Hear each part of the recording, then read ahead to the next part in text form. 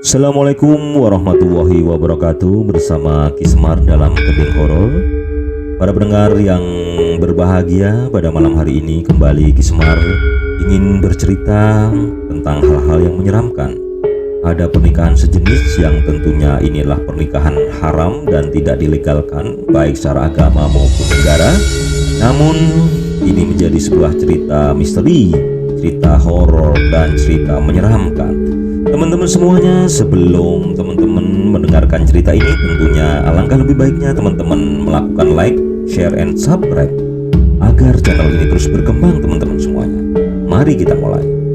Malam itu, hujan turun tipis di Indragiri Hilir. Gerimis halus membahasai jalan kecil di Kecamatan Tembilahan Hulu. Tempat deretan rumah kos berdiri saling berhimpitan. Di salah satu bangunan tua bercat hijau kusam, sebuah kamar di lantai 2 memancarkan cahaya kuning redup. Lampunya sering berkedip, seperti hampir putus. Suasana sepi, bahkan suara jangkrik pun seolah menghindar dari gang sempit itu. Di dalam kamar sempit itulah Febri, pria berusia 27 tahun, duduk termenung. Rambutnya kusut, wajahnya pusat, dan kedua matanya dipenuhi lingkar hitam yang tampak jelas meski diterangi lampu yang redup. Di hadapannya terdapat 2 gelas plastik, 1 plastik kosong, dan 1 terisi minuman botol yang baru saja ia buka. Febri menggenggam sebuah bungkusan kecil berisi bubuk putih. Tangannya bergetar, bukan karena dingin, bukan pula karena takut ketahuan, melainkan sebuah gelombang emosi yang berlapis-lapis, cemburu, marah, patah hati, sekaligus ketakutan akan kehilangan orang yang telah mendampinginya 4 tahun terakhir. Robi, nama itu terus muncul di kepalanya. 4 tahun bukan waktu yang singkat. Mereka berdua menjalani hubungan yang rumit, tersembunyi, penuh rahasia, dan penuh resiko. Tidak ada yang tahu selain mereka berdua. Tidak keluarga, tidak teman, tidak tetangga. Di Indragiri Hilir, hubungan seperti itu adalah sesuatu yang tabu. Mereka menjalani semua dalam diam. Namun semuanya mulai berubah sejak Robi pulang kampung beberapa bulan lalu dan diberitahu bahwa ia dijodohkan dengan seorang perempuan yang dikenal keluarganya. Bukan pilihan, melainkan tuntutan keluarga. Robi sempat menolak, sempat menangis, sempat mengatakan bahwa hatinya sudah memilih Febri. Tapi tekanan keluarga begitu besar, Robi tidak sanggup menolak. Akhirnya ia mengirimkan pesan kepada Febri. "Aku menikah bulan depan, maafkan aku Febri." Sejak malam itu, Febri tidak bisa tidur. Ia merasakan dunia runtuh. Ia tidak bisa menerima bahwa Robi akan pergi dari hidupnya. Ia tidak bisa menerima bahwa pria yang telah ia cintai dengan sepenuh hati akan berdiri di pelaminan bersama wanita lain. Lalu Febri merencanakan sesuatu yang gelap, sesuatu yang dalam kepalanya terlihat seperti satu-satunya jalan agar mereka tetap bersama selamanya. Malam itu, Febri menghubungi Robi. "Datang ke kos aku ya. Aku perlu bicara, terakhir kali." Robi sempat menolak, sempat bilang ia takut, sempat bilang ia tidak ingin membuat segalanya semakin rumit. Namun suara Febri berubah lirih penuh luka. "Aku cuma ingin melihat kamu untuk terakhir kalinya. Setelah ini aku tidak akan ganggu kamu lagi, aku janji, Rob." Dan janji itulah yang menjadi awal kehancuran semuanya. Robi pun akhirnya setuju. Waktu hampir menunjukkan jam 10 malam ketika langkah kaki terdengar menaiki tangga kos yang sudah rapuh. Tangga kayu itu berduri panjang setiap diinjak. Febri mengenali suara itu, suara langkah Robi yang selalu ia ingat. Ia segera bangkit dan bersandar di dinding, berusaha tampak tenang. Pintu kamar diketuk pelan. "Bri, aku datang," suara Robi, lembut, menenangkan, dan membuat hati Febri terasa seperti diremas dari dalam. Febri membuka pintu. Robi berdiri di sana, basah oleh gerimis, membawa jaket hitam dan memeluk sebotol minuman kemasan. Mereka saling tatap, hening panjang. Lalu Robi tersenyum kecil. "Kamu kurusan." Febri ingin memeluknya, ingin mencium keningnya, ingin merasakan hangat tubuhnya. Namun yang ia lakukan hanya menarik Robi masuk. Kamu makin dingin saja," Robi bercanda, menutup pintu. Kamar itu sempit, hanya ada 2 kasur tipis, meja kecil dan sebuah kursi plastik. Di atas meja 2 gelas sudah disiapkan. Robi duduk, ia menggoyang-goyangkan kaki terlihat gugup. "Kamu mau ngomong apa? Jangan yang aneh-aneh ya, Bri." Febri tersenyum samar, senyum yang terlihat palsu diperhatikan dengan cermat. "Aku cuma ingin malam ini jadi malam terakhir kita ngomong baik-baik sebelum kamu menikah." Robi menghela nafas. "Aku tahu ini berat. Aku gak punya pilihan.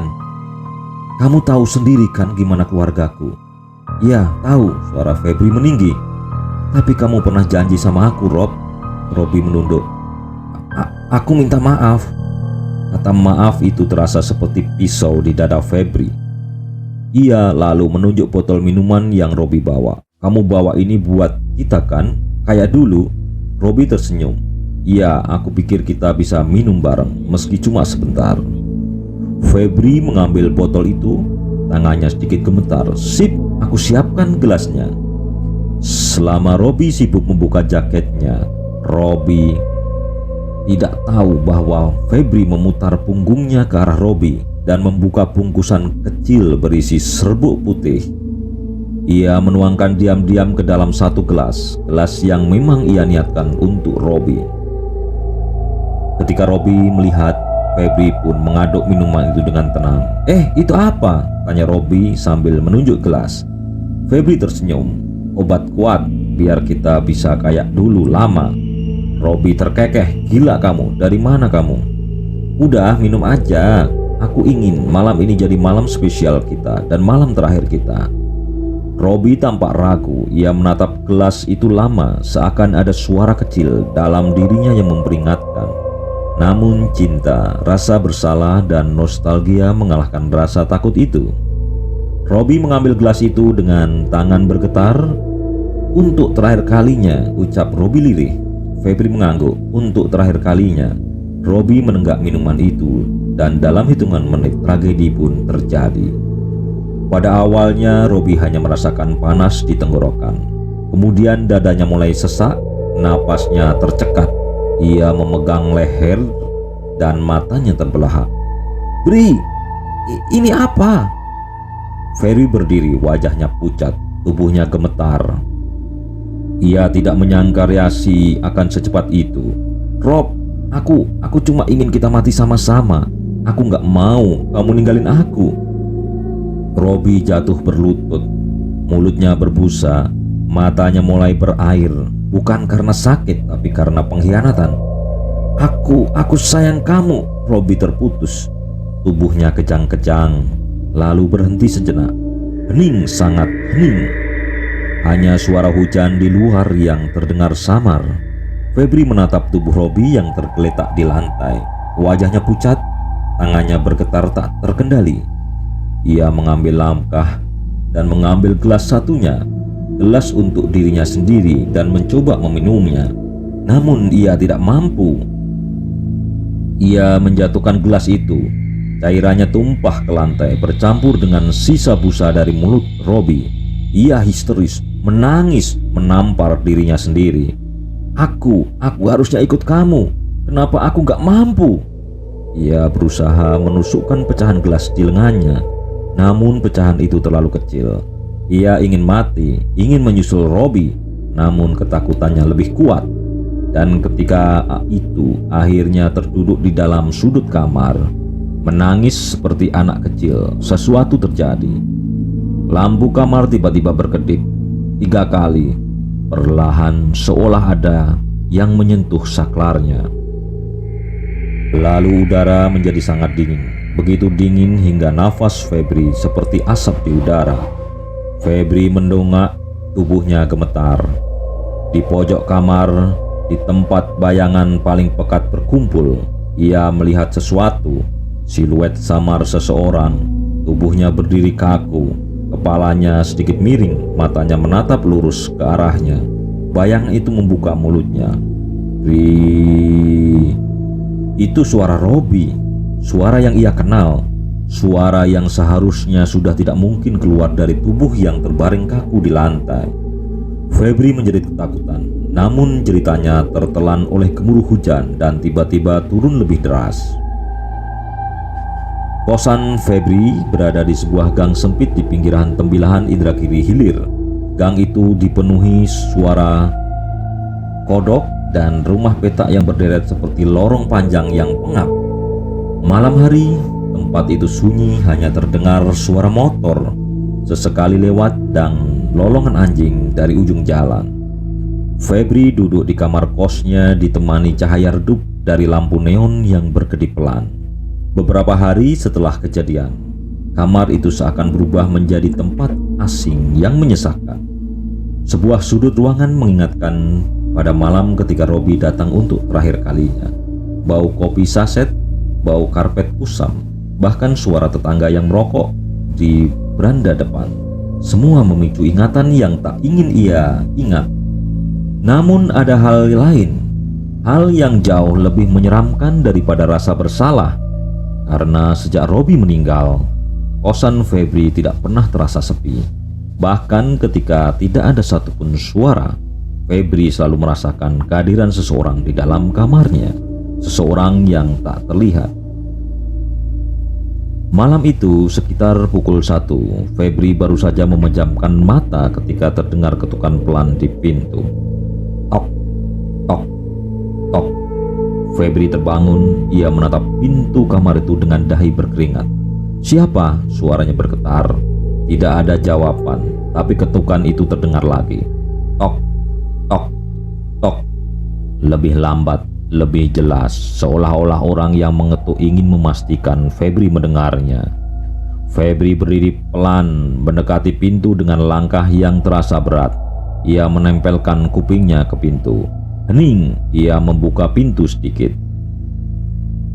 Tidak ada orang, gang kosan gelap, lampu di luar sudah mati sejak 2 hari lalu. Hanya terlihat garis cahaya rembulan memantul di lantai semen.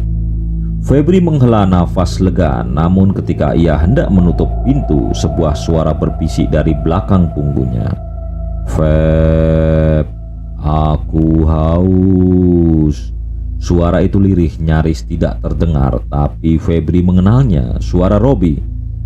Febri membeku, dia menutup pintu cepat-cepat, mengunci 2 kali, lalu mundur sambil memegang dada yang berdegup keras. Aku hanya capek. Cuma halusinasi, gumamnya, meyakinkan diri, cuma perasaan bersalah. Namun kalimat itu tak pernah ia menenangkan diri. Pukul 2.30, Febri tidak bisa tidur lagi.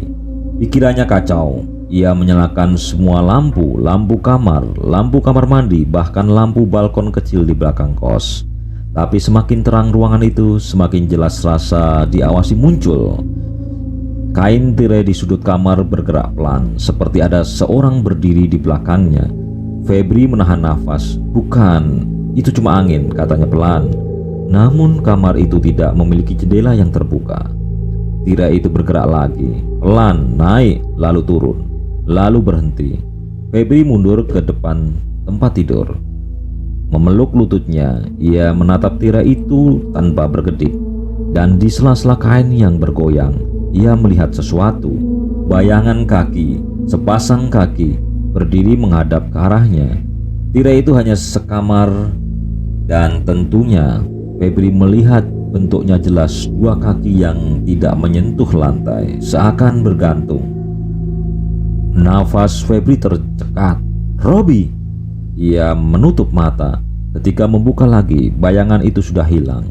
Tapi kursi di pojok ruangan kini menghadap ke tempat tidur, padahal sebelumnya menghadap ke meja. Febri semakin gemetar. Ia memeluk bantal dan merinding dari ujung sampai kaki. Di meja kecil samping tempat tidur, Febri masih menyimpan botol plastik kosong, botol yang dibawa Robi malam itu.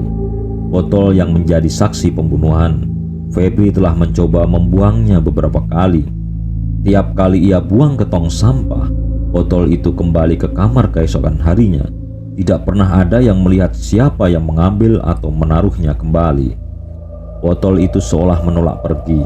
Malam ini, botol itu berdiri di meja dengan tutup sedikit terbuka. Febri menatapnya, ketakutan, lalu ia mendengar, "Kok kamu minum duluan? Aku kan percaya sama kamu." Suara itu datang dari dalam botol. Robi, nafas Febri tercekat. Ia menutup telinga, berjongkok, tubuhnya menggigil hebat. Stop, jangan ganggu aku lagi, Rob. Aku nggak sengaja, aku cuma takut kehilangan kamu." Namun suara itu terus terdengar, lebih jelas, lebih dekat. "Kenapa cuma aku yang mati, Feb?" Lampu kamar tiba-tiba meredup. Suhu ruangan turun drastis. Napas Febri mengembun. Kamar kosan itu kini sedingin ruang mayat. Febri memberanikan diri, berdiri dan berjalan perlahan ke arah botol itu. Ia ingin membuangnya lagi jauh, sangat jauh. Namun sebelum tangannya menyentuh botol itu, jendela kecil di meja bergerak menutup dengan keras. Brak! Febri tersentak mundur. Lampu kamar padam. Kosan gelap gulita. Dalam kegelapan itu Febri melihatnya, sebuah sosok samar berdiri di pojok ruangan. Tubuhnya membungkuk tak wajar, kepalanya miring, wajahnya tidak terlihat jelas. Namun Febri tahu siapa itu, Robi. Sosok itu melangkah pelan, sekali langkah, dua langkah, dan ketika ia mendekat, wajahnya terlihat. Warna kulitnya pucat, matanya membesar seperti orang yang kehilangan nafas, bibirnya membiru, tubuhnya tak menginjak lantai, urat lehernya tampak menghitam. Febri jatuh tertunduk. "Robi, aku minta maaf, please jangan dekat-dekat." Tapi sosok itu mendekat semakin cepat. Walau mulutnya diam, suara Robi terdengar di seluruh ruangan. "Kenapa cuma aku yang mati, Feb? Kenapa kamu tidak ikut?" Febri menjerit. Tetangga kosan terbangun mendengar cerita itu. Namun ketika mereka mengintip keluar, pintu kamar Febri terbuka pelan. Krek. Tapi tidak ada suara apapun di dalamnya. Tetangga saling pandang, tidak ada yang berani mendekat. Sementara itu Febri tersembunyi di sudut kakinya, menutupi telinganya sambil menangis ketakutan. Namun ketukan kembali terdengar. Tok, tok, tok. Sekarang ketukan itu datang dari dalam kamar, dari balik pintu lemari pakaian. Tok, tok, tok. Lalu suara Robi berbisik sangat dekat, seolah-olah mulutnya berada tepat di telinga Febri. Bagian ini baru permulaan, Feb." Jeritan Febri malam itu hanya awal dari kegilaan panjang yang menjerat hidupnya. Setelah penampakan pertama, arwah Robi tidak lagi berdiam di kos. Ia mengikuti Febri kemanapun ia pergi, di jalan, di kamar mandi, bahkan saat Febri kerja. Robi berubah menjadi bayangan yang tidak pernah menghilang, dan semakin Febri mencoba menghindar, semakin kuat kehadiran Robi terasa. Sejak malam itu, Febri tidak berani mematikan lampu. Setiap kali lampu padam, ia mendengar suara Robi lebih jelas, bergema dari tembok, dari bawah ranjang, terkadang dari dalam kepalanya sendiri. Malam berikutnya, Febri mencoba tidur duduk sambil menyalakan TV. Ia berharap suara TV bisa membuatnya lupa. Namun tepat pukul 2 malam, TV pun mati. Layarnya menampilkan bayangan gelap bergetar, seperti siluet seseorang berdiri tepat di depan kamera. Bayangan itu tidak punya wajah, namun bentuknya, tubuhnya, rambutnya Febri mengenalnya. Ya, Robi. Tiba-tiba suara lirih terdengar dari speaker TV. "Aku di sini, Feb." Febri menjerit dan menendang TV hingga terjatuh. Namun suara itu tidak berhenti. TV menyala kembali, menampilkan wajah Robi dari jarak sangat dekat. Matanya besar, bibir membiru, kulit pucat seperti orang yang baru diangkat dari air. "Kenapa kamu lari?" Febri memeluk lututnya, menangis seperti anak kecil. Ia tidak bisa lagi membedakan mana yang nyata dan mana yang ilusi. Febri bekerja sebagai kasir di sebuah minimarket. Tempat itu biasanya ramai. Namun sejak kejadian itu, Febri tidak bisa bekerja fokus. Siang hari pun Robi tetap mengikutinya.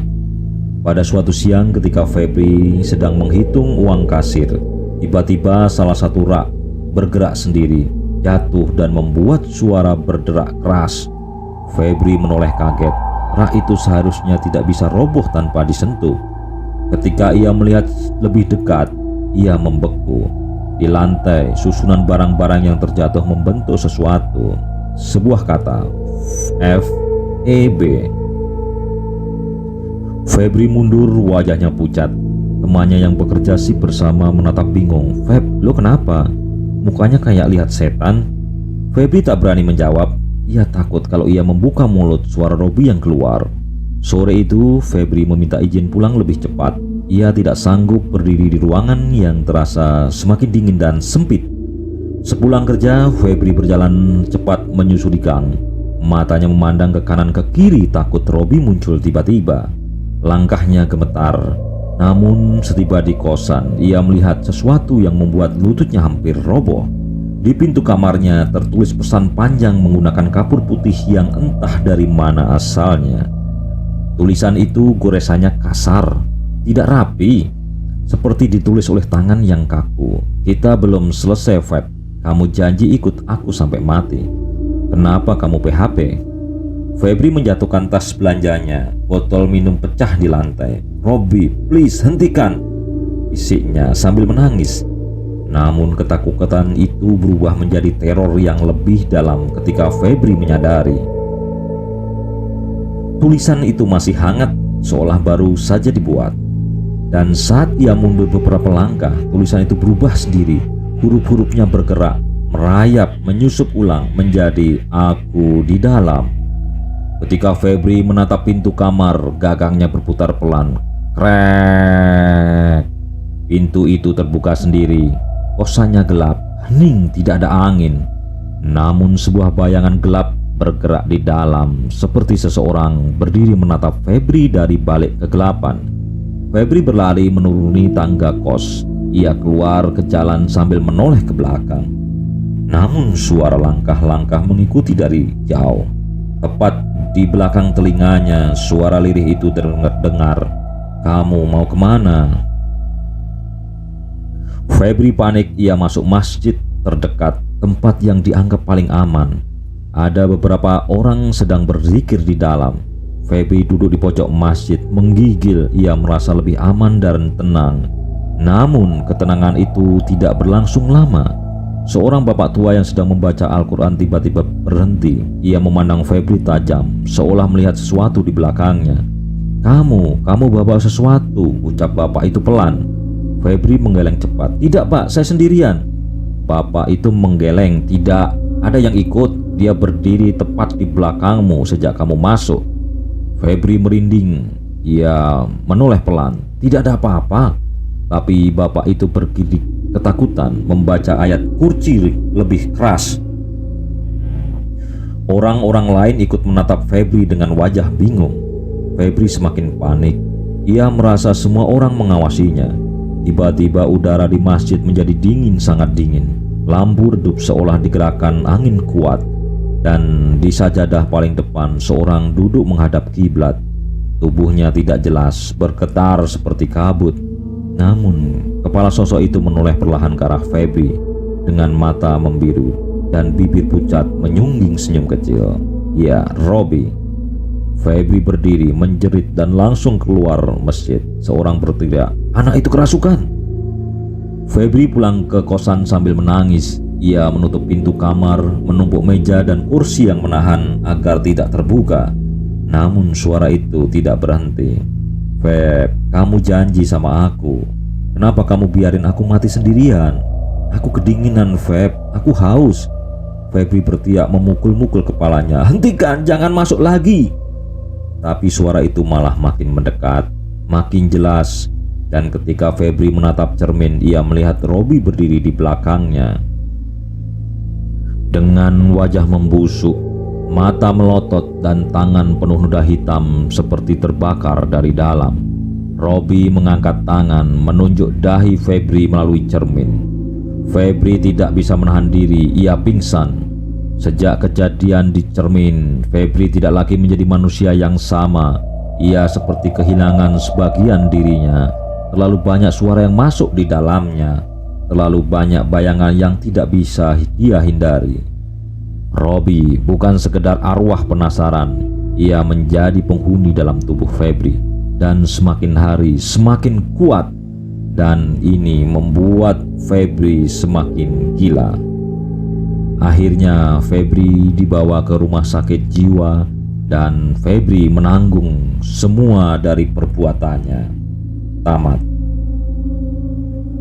Demikian pendengar Gending Horor, sebuah cerita hubungan sejenis yang tentunya tidak dilegalkan, haram baik secara agama maupun secara negara. Jangan kita contoh, dan ini menjadi sebuah hikmah yang harus kita resapi, harus kita dengarkan, dan harus kita tinggalkan. Demikian, nanti kita akan kembali bersama Gending Horor selanjutnya.